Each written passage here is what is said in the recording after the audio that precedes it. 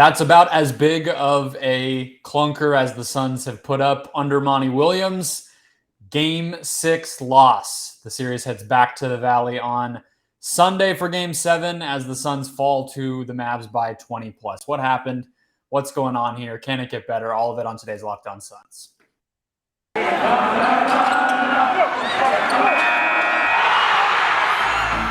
You are Locked On Suns, your daily Phoenix Suns podcast.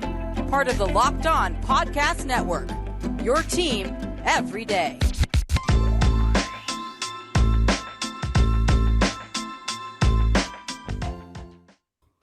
We are back. This is Locked On Phoenix Suns. We are part of the Locked On Podcast Network, and I'm your host, Brendon Kleen, a credentialed media member covering the Suns for the past 5 seasons and a contributor at Suns.com and Dime Magazine. Thanks for making Locked On Suns your first listen today and I guess after Game 7. That is where we are headed. Hit subscribe, hit follow on whatever podcast platform you're listening on. If you're on YouTube, do the same and then leave a comment below. Just tell me how you feel. Just tell me what is going on in your brain right now, in your heart right now, and Aaron and I are going to try to do the same. He is Aaron Edwards. He is a writer at All Caps NBA over on the Take Line YouTube channel. We hit record before the game was even over, although now the buzzer sounded, Aaron. 113-86 is the final score. 13 turnovers combined from Booker and Paul. Ugly. I mean, I honestly, I usually try to be as prepped as possible for these things. I don't even know where to start. I obviously didn't know if the Suns were going to win this game. The home teams won every single one, but nobody would have guessed it would be this ugly. Yeah, I don't know what it is about Dallas. They don't even play their version of basketball when they go there. It's not that they lose there. They don't play their game there. And it's just really bizarre that, they go home and they're moving and they know how to pass and they know how to play their version of basketball. And then the second they get to Dallas, that's a good place to start, though. Yeah, because here's the thing, though. And I think it was Kevin Zimmerman of Arizona Sports who tweeted this out, and it put it a better way than I was able to in my brain, which is I don't know. I guess we could go game by game, but how many games have there been where you've come away from this entire playoffs being that's the Suns? Because, I'm not trying to sky is falling just because they lost this game. They could easily win Game 7. The Warriors look a little rattled. Grizzlies are making a comeback. There's a lot of uncertainty. I'm not trying to say this is the end of the season, but it's been ugly in terms of identity and just consistency for 12 games now. That hasn't gone away. Yeah, and even kind of before, even the games where we have played decently well, we haven't put one full one together yet. The game 1 against Dallas, first 3 quarters, fourth quarter we fell apart. Game 2 was a little iffy, and then we pulled away. At some point, we've clicked and gotten to put it together for maybe 8 to 7 minutes, and that's helped. But we really haven't put it together for a full game since maybe Game 1 against the Pelicans, I think. Yeah, I guess you would say Game 6 against the Pelicans, but even that one, it was they pulled away late. Book had just come back. It didn't feel dominant by any means. And you're right. That, I was actually just texting with a friend about this because he was I guess every team's just going to play really well at home. And I'm did the Suns play really well at home in Game 5, or did they have an awesome quarter and Dallas just missed shots? That was the thing I said coming into this one too. Is you have to feel good about a 30-point win if you're the Suns after Game 5, but it was hard for me to look at that game and feel the Suns figured something out, or everybody's clicking all of a sudden and they're just going to, hit the ground running. But let me ask you this, because I think it starts with Chris more than anything else. 5 turnovers from him again tonight. He never got, maybe he was waiting. Maybe there's something preventing him from doing this. Obviously it wasn't close in the fourth quarter when he normally would kind of turn it on, but he never did turn it on. And the turnovers are continuing to be a problem for him. And it's not just him, but he's the head of the snake a little bit. Is it mentality right now, do you think? Is it Dallas getting physical with them in a way that they're not ready for? Is it Dallas blowing up their kind of offensive structure, and so everybody looks worse? I honestly I think you could say yes to any of those, but I don't know which one is the worst problem right now.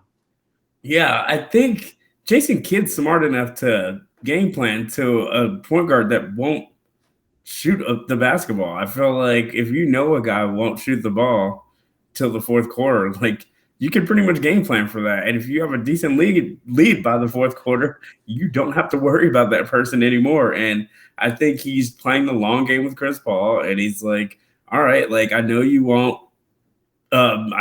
shoot the ball, so we're gonna run these guys off the 3-point line the entire time. And that's what they're doing. Like Chris Paul isn't gonna shoot it, so they're just running our guys off the three. And his passes are a lot tougher because they're jumping every lane now since they know he won't shoot it. And it's just made everything that much more difficult with the way Chris Paul's playing right now. Yeah, and I will say this is the first game where I really felt like them going at him on defense was a problem. Like in the past, I felt like it's, maybe it favors Dallas a little bit. I mean, it's better than going at Jay Crowder in the post or trying to, drive past Mikal Bridges. But overall, I was like, I don't think it's really causing a problem. Tonight, I think you could say it did. I mean, he was, getting called for fouls because he just had no choice but to reach in or just foul him on a shot. He was getting blown by. He was getting posted up. I don't think that was the main issue in this game, but it definitely doesn't help him in terms of energy and explosiveness and all that type of stuff. And I also think you have to give a huge amount of credit to, I don't know what the heck it is or what type of coaching that they're coming up with in Dallas, but the way that Finney-Smith, Bullock, and Ntilikina are all, it feels like when they fight through a screen or when they are just D'ing up in isolation, they force Booker and Paul to bobble the freaking basketball every single time that they're defending a play. It's honestly like, it's been happening all series, but obviously tonight it's going to be under a spotlight because it was such a big moment. Like, I don't understand how they're able to do that. And then you also have Crowder and Bridges not only, quiet, which is bad in and of itself because no one really stepped up in this game when the offense was falling apart. And I don't think either one of those guys are really the types of players to do that. So, I guess it's two sides of the same coin. But my point is then they're also passing up shots on top of all of that. So it was, it's hard to say this went wrong. And let's highlight that. And okay, this is why the Suns lost. It was everything. And Dallas deserves a ton of credit. I mean, the Suns just did not have answers on offense tonight. Yeah. Like it was there. It was like a 5 to 6 minute stretch in the second quarter where it was there for the taking. Nobody wanted to take it. And we kept having so many empty possessions in that quarter when Book's at, and even when he came back in, we just couldn't get a bucket. Like, and if we did, we were trading them. Like, we'd make a run and get like 4 straight buckets and cut it to 1, and then we'd give up like 5 straight. Like, they just couldn't put it together in that second, even though Dallas was really giving us a chance to take over that game. Yeah, and pace. I mean, I've been screaming about pace all series long. I mean, the fourth quarter, end of the third, into the fourth, once it was a 20-plus point thing, pace is always going to speed up. The worst players get out there. Nobody's really trying that hard, and so ball kind of just goes everywhere for a little while. So it actually sped up at the end. But most of this game was averaging was headed toward an average of like 85, 90 possessions, which is insane. I mean, if you just think offensive rating, defensive rating, that stuff is based on 100 possessions. So whoever made that is saying every game should have 100 possessions. Not all of them do. Sometimes it's faster, sometimes it's slower. But 85, 88, somewhere around there is insane. It obviously favors the Mavericks way more than it favors the Suns. This game was entirely on their terms, and obviously that's how they were able to win it. Let's keep going. I want to talk about Booker and where we think the quiet night, or I guess not even quiet, it was kind of loud because he made a lot of mistakes in this one, if that was his fault or not. But first, guys, today's show brought to you by Built Bar. Delicious. I mean, I don't know how else to put it. They are launching birthday cake puffs. That is the big launch. That is the limited time. Because that's the thing. Built Bar does these launches, but they don't stock them for eternity after that. It's like, I mean, not to promote another product, but it's like a McRib. It's every few months you just have to pounce on it. Birthday cake puffs. It's like dipping your finger into a birthday cake frosting tub, and then you open your eyes and you realize it's only 150 calories and it's packed with 16 grams of protein. If you haven't tried Built Bar Puffs, it's the first ever protein-infused marshmallow. So just imagine like those Easter candies or Christmas candies where it's just marshmallow on the inside and chocolate on the outside. That's literally what this stuff is, except for the entire thing is filled with protein. Built Puffs are covered in 100% raw chocolate. That means you can eat healthy and actually enjoy doing it. That collagen protein absorbs into your body. It can be that power up before or after a workout. It can be a snack between meals, whatever you need. And they're always going to be delicious. Go get the birthday cake puffs, guys. Go check the website now. It might already be gone by the time that you see it. Go to Belt.com, of course. Find it there. Use the promo code LOCK15 to get 15% off your next order. That's promo code LOCK15 for 15% off at Built.com. Okay, Aaron, we went through pace. We went through Chris Paul. We went through Dallas just, being more locked in here. But I want to talk about Devin Booker because Game 5, we were kind of, debating, how good did they really look in a 30-point win, which is kind of a weird thing to say. I guess you might feel like that's a little bit of like hindsight bias, but whatever. Booker was the superhero that saved them in that game because Chris wasn't awesome at home in Game 5 either. And Booker was just so good initiating offense, being basically the backup point guard, scoring, mid-range threes, all of it.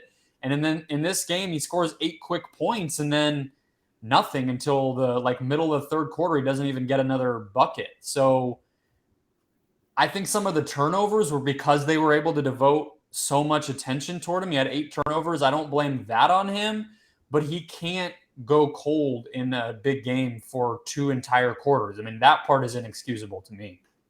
Yeah, I mean, I will blame some of the turnovers on him. Like he's a split second slow when he gets doubled, and it's been a problem for him for a long time. Like this is exactly what the Bucks did to him, and he was making some terrible decisions when he got trapped off those first picks. Like on the first pick and roll, Dallas is trapping the hell out of him now. And they're forcing him to make quick decisions, especially with Chris Paul not doing it. And he's making the wrong one a lot of the times now. And he just needs to slow it down and kind of just see the whole court because he kind of just panics and tries to make the quickest pass he can. And that's just not working right now. Yeah, I don't know. Again, I always hate some of these shows because it's like I don't want to pile on somebody.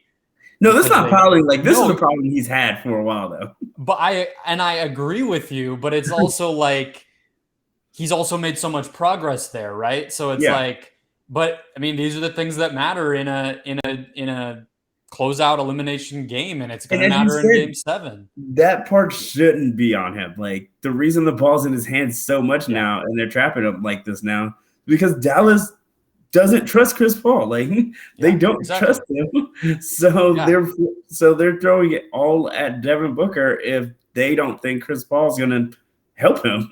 And I understand doing it. They're covering the backside on that stuff really well too. Like he's firing passes, and a lot of the time Dallas is there's just a body where there used to be a lane for a pass. Yeah. I mean, do I think he's creating awesome looks out of it? No, of course he's not, but he's at least giving the ball up, which is the part where he has made so much progress. He's not trying to force it. He did get frustrated toward the end of the game, and I think a couple of those turnovers were just him being pissed off. He's throwing the ball away. He's charging, getting offensive fouls, that type of thing. Yeah. Same with some of his shots. I will say that, so on the double stuff, in a couple of these games in Dallas in 3 and 4, I was thinking this before, and I'm like, the next step for Booker is being able to split the double team. That incremental growth with his handle is going to be so big. I think he's gotten better. I mean, I think all offensive scoring type guys get better with their handle over time because they just have reps with it. And he has gotten better. I think he'll continue to. But then I was also like, okay, well, who can actually split a double team the way that I'm wanting to see Booker be able to do it? Wade or something? Yeah, it's like Wade, okay, Kyrie, Lillard, Ja. Okay, so the best of their generation. That's the level that you're asking of at a certain point, and you're right. It's because Chris isn't able to do it. It was because Cameron Payne was playing so poorly for the beginning. They just haven't had anybody but Book who's able to create really for almost the entire series outside of, game 2, that one moment when Paul really went off. It's not been a normal Chris Paul series. So that part aside, I think it's hard to place blame for too much on a lot of these guys when Chris is so important to what goes on. And if he can't play better, I mean, they're going to lose game 7. There's no way around that. If he plays like this again, they lose game 7, right? I mean, what else could happen? I guess everybody just makes shots and plays awesome because they're at home again. Yeah, we can't just do another, all right, he's not going to have a 5th straight bad game. Like, it's looking dangerously close to this just might be him right now. And I'm not even looking toward the next series. I just think, like, even right now, like, getting out of this game is going to be tough. And I don't even want to think about having Jordan Poole running at us right now or John Morant. Like, if we, like, I'd be shocked if the way Chris Paul is playing right now, if we can pull one out. Yeah. He was better in game 6 against the Lakers than he was tonight. And he didn't have an arm. Yeah. I don't get it. I do want to say, though, on that note, we did see him grabbing at his hand when he checked out. You and I were talking before. I don't think that's a reasonable thing to blame this game on necessarily, because he was shooting the ball. He wasn't really losing control of it like we saw him doing in the finals. But thinking about game 7 a little bit, it could be an issue. Let's hit on Ayton too here, because this was a weird game where I feel like if you've watched the Suns all year and you watch this game, you come away pretty disappointed with how Ayton played. But if you don't watch the game at all, or maybe if you're a Mavs fan, you feel like Ayton was pretty solid tonight. Like, he was their one thing going, but he missed at least a handful of makeable shots. He wasn't very aggressive. He just felt like it was the way he's played a lot of this series, which is like getting his numbers, but you don't feel like he's having a massive impact on the game.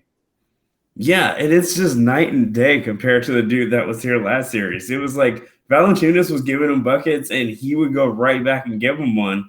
And it seemed like just like a professional, like, just competition for him. Like, he didn't want another big embarrassing him, and Dallas doesn't even have one. And that person that won against Valanciunas just disappeared. Like, he was attacking him whenever he got the ball with a variety of moves, going right, going left, like going across the lane. And he hasn't really done any of those moves now. Like, it's like a completely different basketball player compared to a dude that was playing against a way better big. Like, it's really wild, like, how much his drop off was. Yeah, it doesn't make a ton of sense. I agree with you completely in terms of, I've said it a bunch of times talking about his performance in this series, but I feel like the game 3 version of Ayton from the first round I think that's one of the best games he's ever played. He was, like, multiple dribbles at a time, weaving his way, like forcing his way into his spots, getting shots over the top of or going through somebody who's like 375 pounds or whatever Valanciunas is. And now you look at his matchups in this series, just purely from that standpoint, he's making Maxi Kleber look like an Olympic weightlifter. Like, he's making it seem like he can't get through Kleber when, like you just said, we just saw him get through somebody significantly bigger. And I again, similar to what you were saying with Booker, it's like, this is a problem that we've always seen from Ayton, and it's something that you just can't afford in big games, which is that extra level, it comes and goes, and it wasn't there tonight. You know what I mean? I don't think he's a guy who's going to bail you out of offensive possessions when other stuff's not working. I don't think it's like Cat or Embiid, or he's not going to just create for you, but if he's making some of the shots that he was missing, making his free throws, this game probably, feels a little closer in the first half and,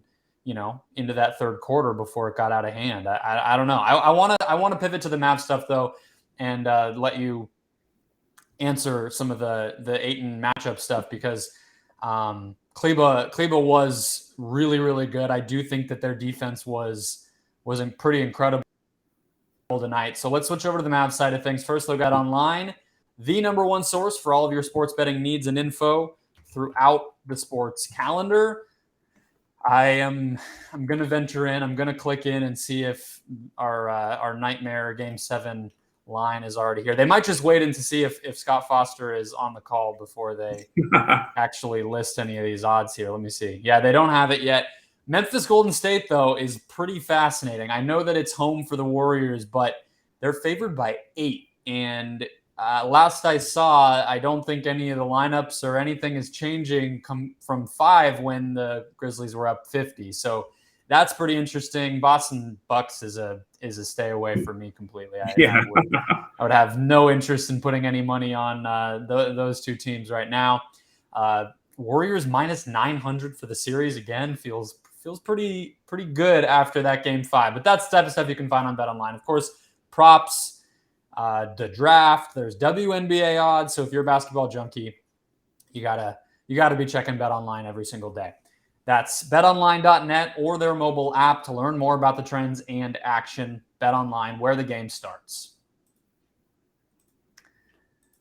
Okay, Aaron. So I was talking about Ayton and the way that he's making Kleba look like a bodybuilder out there. But at the same time, I think like this is the Kleba that I was afraid of from a Suns perspective from the beginning. Somebody who he was frustrating Booker. I would say he forced 2 or 3 at least of Booker's turnovers. He forced a handful of Ayton's misses.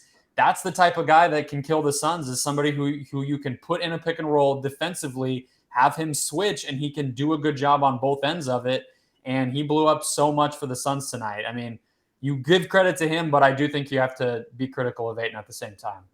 Yeah, but there were a couple of possessions where Book scored on them, but the Mavs do it was like 2 or 3 in a row.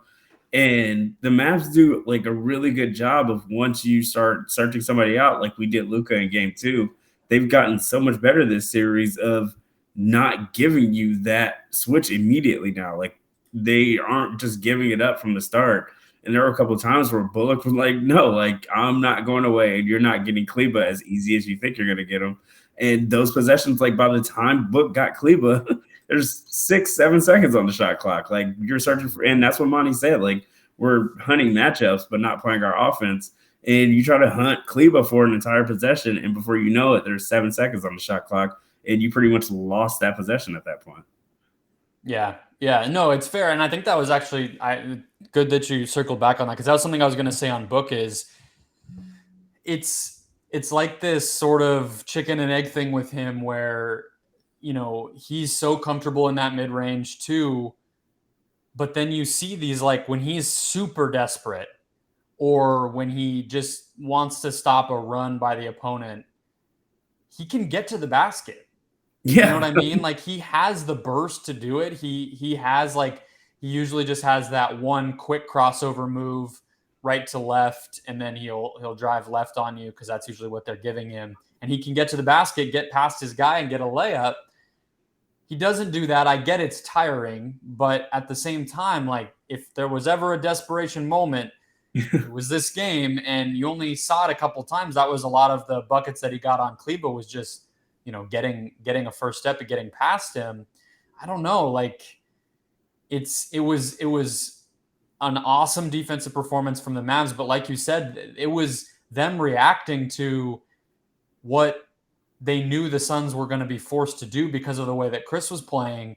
And the way to combat that is to do something different. And the best way is for Booker to just score.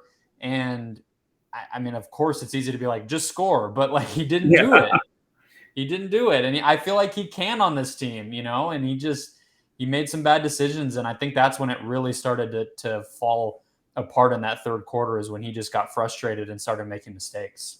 Yeah, and in Game 4, I think he made in Game 5, he made like a concerted effort to get to the rim in that second half. Like he was attacking and getting fouls, getting buckets, and it was all downhill. And when he decides to do that, the team just moves a lot better. Like, yeah, like some of the passing isn't great sometimes, but if you get an aggressive Booker getting downhill, getting fouled, and getting layups, the passing will come. People are going to end up open, and our shooters are going to be way more open than they were today when nobody was trying to get to the rim. Yeah. What's been so frustrating about this series, I think, is, and it's similar to the first round. Like, there's not a whole ton to say. It's which team is going to be able to defend the opposing team's pick and roll stuff the best. And I guess in some cases it feels a little more like the Suns have failed on the offensive side more so than Dallas has like contained them. I do think you give Dallas a lot of credit, but I think we've seen the Suns can have answers for it more often than the Mavs have answers for the Suns' best defensive performance. But a few things that I think could at least flip in the next games. The next game, I mean. Home team has been able to control the pace, and the home team has been general, at least when the Suns have been home, they've been a little better shooting the ball. So, I don't think this game 7 is, although it is a game 7 and those tend to be played pretty slowly, I do think the Suns, with the crowd, with just, the atmosphere, whatever it is, I think they tend to be able to put some momentum with, turning defense into offense, stacking possessions, creating runs, that type of stuff. That's always easier at home. And then I think Bertans finally had a game where he looked like he should look in this series. He wasn't very good, but it was Dinwiddie tonight and Bullock to a degree, although he's been pretty good all series. But it was really Dinwiddie, like you were talking about in that second quarter, where it felt like the Suns really could have made a run and taken a lead. Dinwiddie made like 3 or 4 of his threes in that stretch, and that was enough when Luka was off the floor. I think Luka was actually out there with him for some of them. So maybe Dallas probably doesn't shoot 16 of 40 from deep, but they're capable of that. They've had games on the Suns' home floor too where they've shot really well. So what are you looking for in game 7? Because I'm definitely not doing another podcast now. You couldn't give me a bonus to do another podcast between now and then. So what do you have your eye on?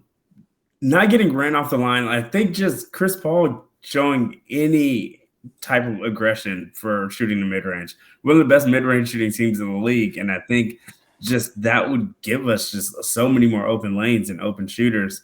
And give Mikal, he just didn't have space today either. Like, he played bad, but they weren't. The second he got the ball on that in the corner and would go on his drives, they were on him already. Like, he didn't have the space that he usually had because we didn't really shoot the mid-ranges that we usually do. So I expect us to be a lot more aggressive in the mid-range and just our other guys to just play better. Like, I think Mikal's going to hit shots. I think he hit 1 3 today, and that was it for him today. And I think Cam Johnson missed 3 or 4 really open ones. So I think usually, for the most part, our guys shoot a lot better when they're in our gym. Yeah, absolutely. Bridges actually, he hit that 3 to start the second half when you were like, okay, like there's an offensive possession. But a lot of it was him, attacking the closeout, getting the mid-range and just missing them. That's, overall isn't bad, but him only taking 7 total shots and only 1 3 is bad. I thought they actually used Mikal in a pretty interesting way at the beginning of the game as a screener. And that was, I think, part of what Monty was referencing was they went a little too much into that stuff because that was part of their way of attacking Luka, because Luka was guarding Bridges and they were using Bridges as like a short roll guy, almost like they use Ayton or, Draymond, Bruce Brown, all these types of guys. And that's why he has 5 assists in the box score is, they were just getting rid of it really fast because they knew the Mavs were going to send the double or the blitz and things like that. And Bridges, they were a little inaccurate with some of those, but he was getting the ball in the middle of the floor, and then he was able to spray out the shooters, or Ayton was in the dunker spot and you could dump it off to him for an easy bucket. Some of that stuff I thought was actually working fine. I wouldn't be surprised if we saw more of it. It's just hard to find that balance when the Suns get out of their normal stuff to do things like that and then getting back into their normal stuff. And once again, a lot of that's going to fall on Chris Paul. And if he's aggressive as a scorer. The last thing I'll say is Landry Shamet. I think anyone who was really surprised what he did in game 5 and wondered if he could do it again was probably right to wonder that, because he just looked like himself again. Defensively, I don't think he really got burned too badly. I wouldn't say he fell apart on that end by any means. He's been fine all series. But offensively, 1 of 6, not really taking threes either, not really, moving the ball decisively, playing with the level of aggressiveness he had in Game 5. I don't know if he's really somebody you want to plan on counting on, but he was a big part of why they were better in Game 5 with Payne on the bench. So if he's not going to do that, then you're back to question mark on the backup guard spot. Anything else on your mind heading into Game 7? I think Booker's going to try to get going early. This just seems like a really big Booker game. And I just hope there's just not a bunch of ball watching and players standing still like we started the game off today. They were like, all right, Book's got 8 straight. Now we're not moving off the ball anymore. And everybody's just standing still watching him, hoping he got a bucket. So I really just hope we get back to playing our offense, which we usually do at home. There's just something about Dallas where we don't run any of our stuff. Yeah, I am. So Chris Paul just said he's cool. So we're back to the lying about injury portion of the playoffs from the Suns, I guess. Monty said it was the least organized offensively they've ever been. So yeah, we were right to record when we did. I was like, should I sit and watch the press conferences during in real time? I'm not going to get a question in on Zoom anyway. Yeah. No. And I think I made the right call. All right. That'll do it, guys. No podcast until post-game 7. I will be at the game. I will be back as quickly as I can to recap it. Hopefully it's not the last one, guys. Enjoy the weekend. And we'll be back come hell or high water. And that's that. Yeah. Now go make Locked On NBA, guys, your second listen to catch up on all of the other series around the league.